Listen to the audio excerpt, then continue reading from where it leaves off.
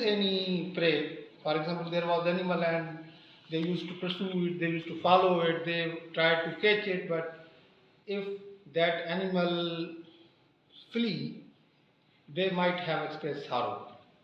But that sorrow or that excitement had no any language in very primitive days. Language was later constructed.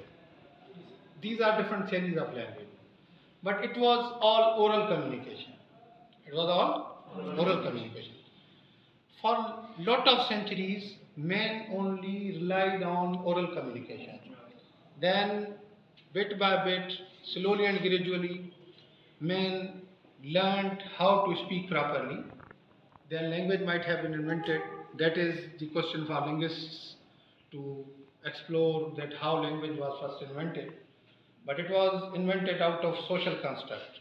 Okay? So, but the first language was spoken language. There was no concept of writing. Speech is primary. And even today, if you see the hierarchy of language, our child learns to speak. Okay? Then he is exposed towards writing. Spoken is a natural discourse, but writing is a very conscious process. I want to bring you towards writing because our this workshop said Young Writers Workshop. So writing is our concern.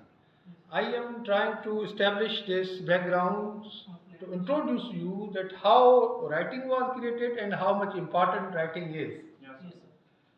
So after a very strong process of evolution, when men for the first time learned writing, it was a revolutionary act. It was a revolutionary act. Writing had existed, but it was not a proper system of writing. There were holographs, means there used to be pictures and pictorials, because now the discovery is established that Egyptians had certain way of communicating their written discourse, but it was in the shape of certain pictures. Okay? So out of those holographs, pictorial mode of writing, this writing that exists today got birth. Plato, as a scholar, we all are familiar with Plato. Plato had lamented the discovery of writing. Plato was of the opinion that this writing is a very disturbing phenomenon because writing will create certain problems for human beings. Now you would be surprised to know this, and let me tell you that what were the fears of Plato. Plato thought that with oral discourse, men can retain information for a long time. But once we will convert our oral discourse into writing, man will start relying on writing. And then his creativity and his memory will be short time. Man will rely on writing discourse because he will not learn anything relying that this thing will be available in the form of writing. So tomorrow I will read it. For example, if I share with you these slides, possibly you pay me little attention, believing that whatever he would be discussing here would be available in the slides. I don't have time today, and tomorrow I will, go through it and I will learn each and everything. And this is what we usually do.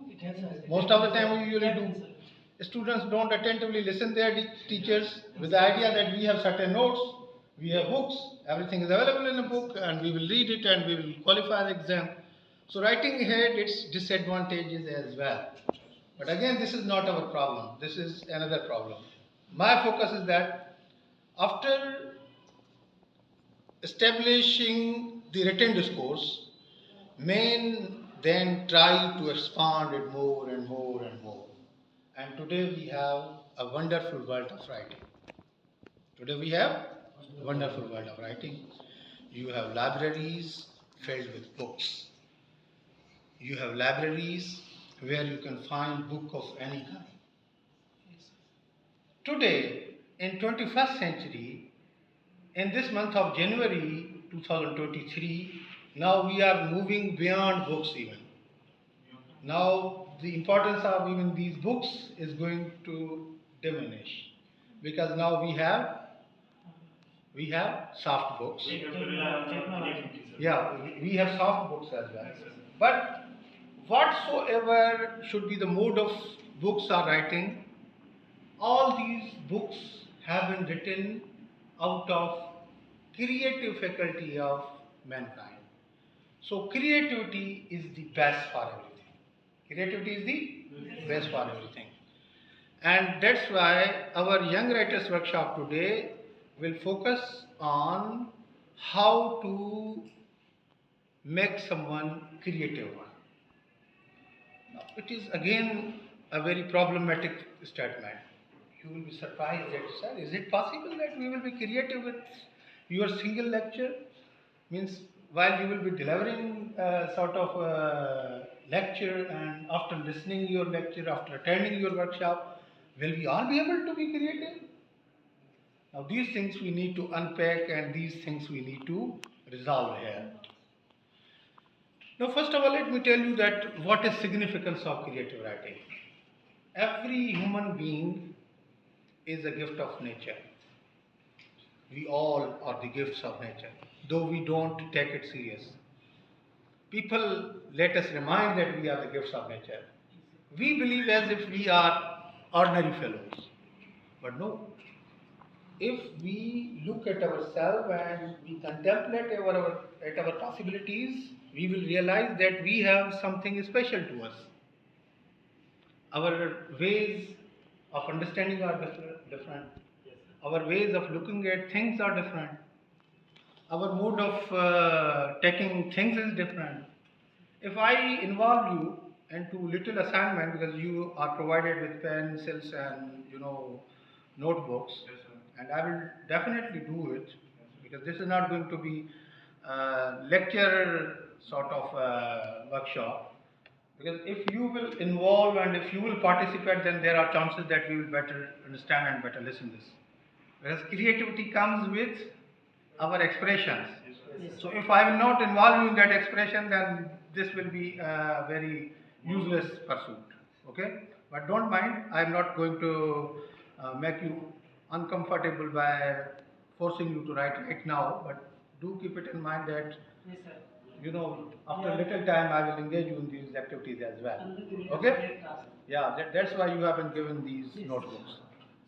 So if I give you a little assignment, for example, per se, that write a note on the environment of this room. Now this room has very concrete, existence. We have books here, we have, materials here, we have paintings here, we have a very homogeneous atmosphere here. But when you will write it, there will be no any, coherence among your writings. Because everybody has a different way of looking at things. Some of you might be impressed with the infrastructure. For others, this infrastructure may not matter. For them, these books matter a lot. For others, the presence of these cozy chairs and tables, the arrangement of tables, the discipline, that would matter a lot. Some of you might not be interested in it, and you might be critical enough of criticizing things, that why there are flags of United States of America along with Pakistani flags. What does this convey? Some of you might be more critical in observation that why America is investing all these things here. No, this is the biggest question in our mind. This might be a question. What advantages United States is gaining by establishing Lincoln Corner at Khairpur? It must, create certain doubts in your mind as well. Some of you might be appreciative for this, that see how great America is, that she is already advanced and now she is trying to make us advance. So looking at things is a, very different approach. And then this different approach is to be expressed well and to be conveyed for others. Whatever you write, and you can write all, first thing that you need to remove from your minds that because you might have a fear that either we can be creative writers or not. This is the biggest question, and this is the biggest dilemma. And today's session will suspend this dilemma, hopefully, because my target is to make you realize that when others can write, why can't you? In Japan, there is a saying that if others can do, why can't I? If others can do, why can't I? If Ibrahim Coker can write, why can't I? If, for example, taking example of Khairpur, if Amar Iqbal can compose very beautiful poem, why can't I? If Ibrahim Khan can write very beautiful short story, why can't I? This must be the approach. But, it is incomplete yet. If others can't do, for example, the first part of the maxim was, if others can do, why can't I? But if others can't do, then I must. If others can't do, then I must. This is the approach. And with this approach, you will establish your maxim that if others can write stories, why can't I? And if others are not writing those stories, then I must. If you have this approach and this way of looking at things, definitely, trust me, I assure you, and this is not because you are the participants of this workshop, but this is what I generally believe. And then you have a great potential to tell world about yourself. Unfortunately, we don't give importance and significance to ourselves. We think as if we are insignificant part of this 8 billion world. There are 8 billion souls like you in this world. Out of those 8 billion souls, our contribution seems to be very insignificant. But now mark my words. Mark my words. These 8 billion souls are complete when you are there. If you are cut from these 8 billions, the number 8 billion will not be complete. So there is a significance. Now you will take, sir, hundreds of people take birth daily, hundreds of people, thousands of people die, so our presence is insignificant. Again, for example, this will be your approach. Because we have more pessimist approaches than positive approaches. And this is our biggest dilemma. I am trying to remind you something where your greatness is established.